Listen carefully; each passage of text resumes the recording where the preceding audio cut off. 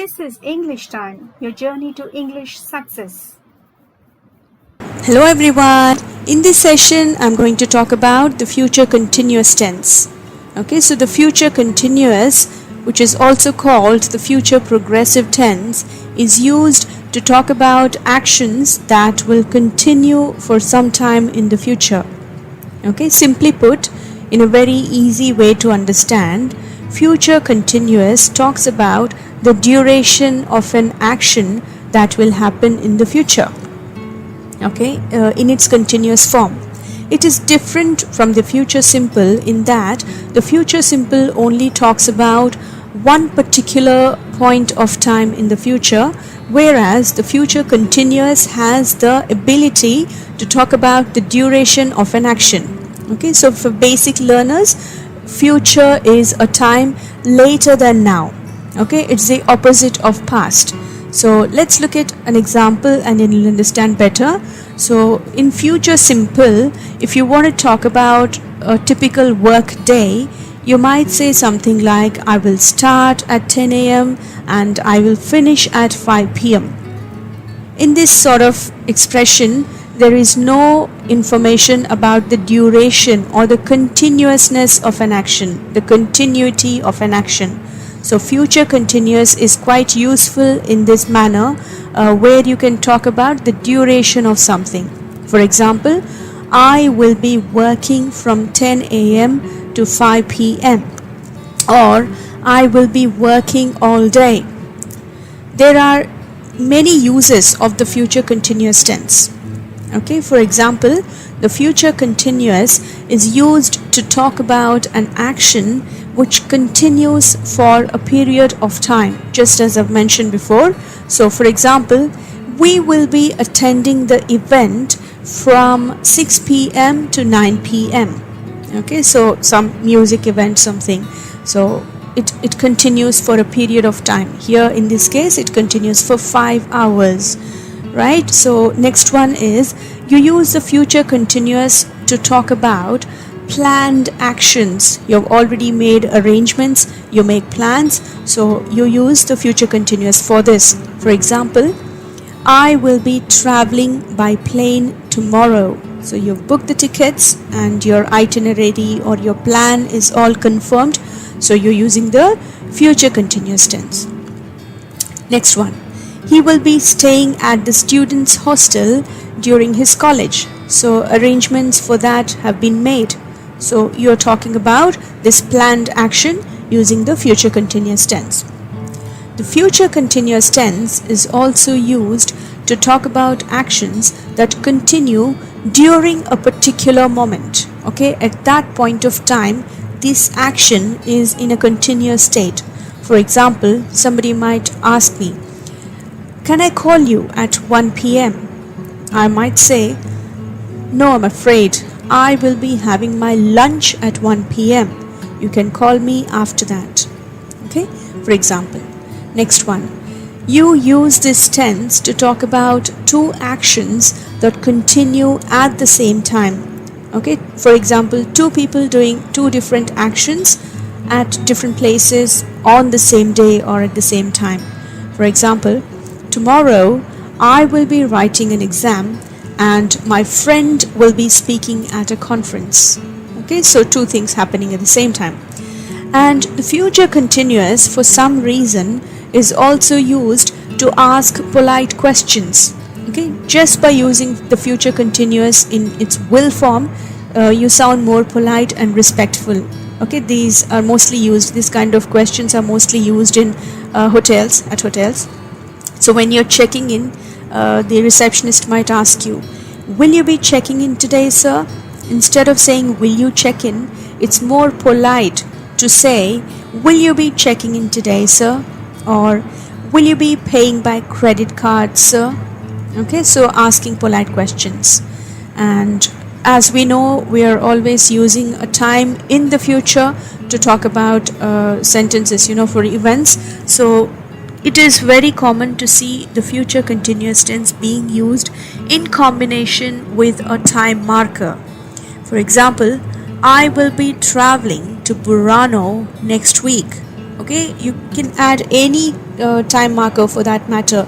You can say tomorrow, the week after, or the day after tomorrow. You can talk about a particular time, okay, 9 a.m. on Friday, etc. Okay, so it's always used in combination with a time marker, right? And you also use this to make guesses about actions that are happening right now. So you have an idea of what might be happening right now somewhere. Okay, so for example, I don't want to call my brother. He will be studying right now and I don't want to disturb him. Does that make sense? Okay, so it is also used to make guesses about future actions. For example, I think they will be arriving tomorrow. Okay, that's another sentence, right? So let's look at the next one. You use the future continuous to talk about things that are expected to happen routinely or normally, okay, regularly. For example, the manager will be coming in at 10 a.m. So that's a regular thing. That's the time she would come every day. Another one is the milkman will be coming in at 6 a.m. So for normal things, right? Let's look at the structure of the future continuous. Okay, so for positive sentences, the structure, it's very simple to remember the future continuous, people, because it is the same for all the subjects, whether it is first person, second person, or third person, whether it is singular or plural, it doesn't change. Okay, the helping verb will remain the same. For example, in a positive sentence, the sentence starts with a subject followed by will be, and then you add the verb in its ing form. So subject plus will plus be plus verb plus the ing form. Okay, so this is the standard structure for a future continuous positive tense. Whereas for negative, it is subject plus will plus not plus be plus verb plus ing. Right? Let's look at the question form. So for question form, we reverse the position of the subject and the helping verb will. So the question starts with will, followed by the subject plus the be plus the verb in its ing form. Okay, so let's look at some examples here. So in a positive sentence, you use, here I've taken the subjects as pronouns like I, we, you, he, she, it, and they. Okay, so with I, you can say something like I will be coming soon, or I will be coming tomorrow. We will be traveling. You will be playing tennis. He will be writing. She will be speaking.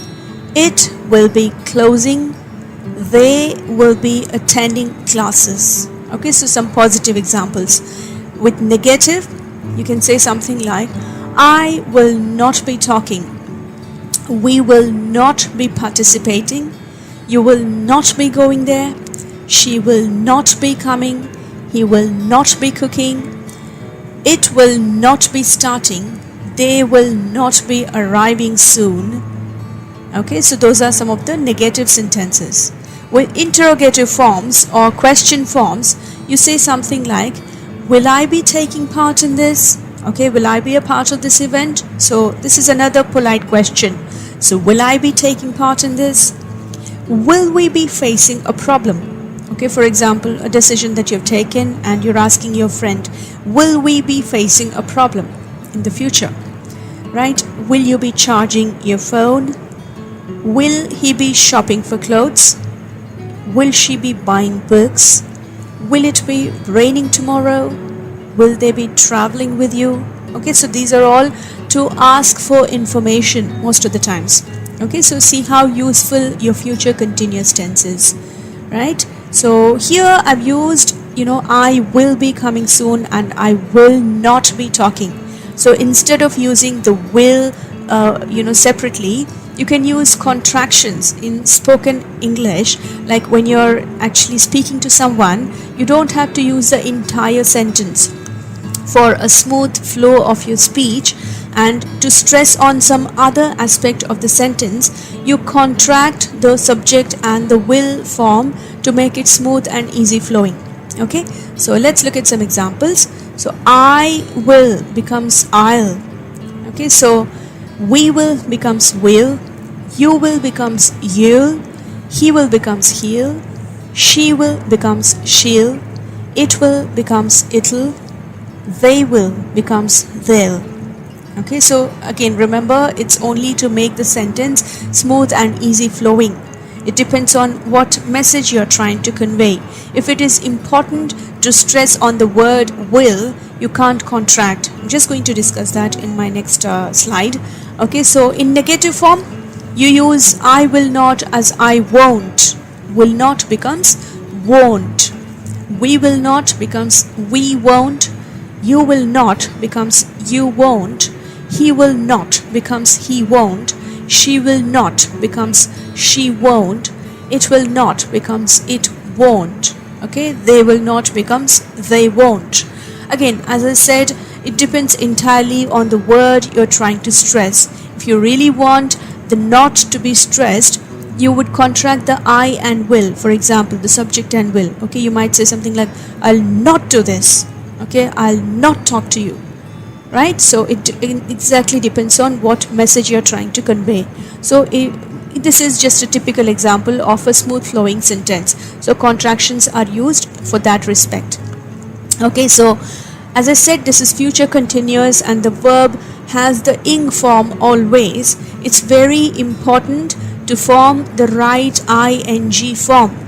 Okay, it's very common to make mistakes because learners simply add the ing forms to the verbs, which is not correct all the times. You have to make certain changes to the verb spelling, okay, to make it correct. For most of the times it's very easy. You can just simply add ing, like talk becomes talking, walk becomes walking, break becomes breaking, say becomes saying, tell becomes telling, speak becomes speaking. Okay, so it's very easy sometimes, but sometimes you want to make some changes, as in this. For example, some verbs end with e, like come, bake, smile, etc. In these cases, you remove or you drop the e and then you add the ing. Okay, so coming, C-O-M-E, you remove the e, which is C-O-M, and then you add the ing. So C-O-M-I-N-G, coming. Same goes for baking and smiling. Okay, so some examples there. Now some verbs end with the ie. For example, die, tie, lie, etc. So in these cases, you remove the ie, okay, and then you add the y, then you add the ing. So dying, D-I-E, you remove the ie and then you add the y, okay, dy, then followed by ing, D-Y-I-N-G, dying. Same goes for vying, tying, lying. Okay, and you have some verbs that end in CVC. CVC here is consonant, vowel and consonant. Okay, vowels are the letters A, E, I, O, U, and the rest of the letters in the alphabet are your consonants. Okay, so here we are not looking at the letters, okay, but we are looking at the sounds of those letters. Okay, so if the verb has, if the word has 3 sounds, okay, that is syllables. Syllable is a sound that is uttered, one sound uttered from your mouth. Okay, so that is a syllable. Right, so CVC, this is 3-syllable word. Tap, T-A-P. Okay, so it ends in consonant. Okay, vowel and consonant. Consonant, vowel, consonant. T-A-P. Stop, S-T-P. Okay, stop. Rob, R-O-B. So in these cases, what you do is you double the consonant, the last consonant, okay, and then you add the ing. If you don't do that, it might affect the pronunciation of that particular word. For example, tapping, tap, T-A-P, then you double the consonant, which means you add another P, T-A-P-P, then you say I-N-G. If you don't add the double P, if you don't add the second P, it might sound like taping, okay, like stopping, probing. So for that reason, you want to double the consonant to keep the pronunciation intact. Okay, so I hope that is clear so far. Now, as I said, your use of will is easier, and when you're stressing on that particular word, okay, it makes it very easy to understand. Okay, when you're using I will, in these cases you don't use the contractions. Yes people, I'm talking about the short answers. For example, if someone is asking, will you be coming with me, you don't have to say the entire sentence. You can simply say, yes, I will. In this case, you don't use the contraction, okay, because you are stressing on the word will, which is another way of saying yes. Yes, I will. Or, no, I won't. Here you don't say no, I will not. Here you're stressing on no. Okay, so your won't works synonymous with saying no. Okay, so no, I won't. Will she be joining us for lunch? Yes, she will. Or no, she won't. Will they be attending the wedding? Yes, they will. Or no, they won't. Okay, so this is how future continuous makes your lives easier, people. So try to use it, and if you like this video, please give it a like and subscribe to my channel. Thanks for watching.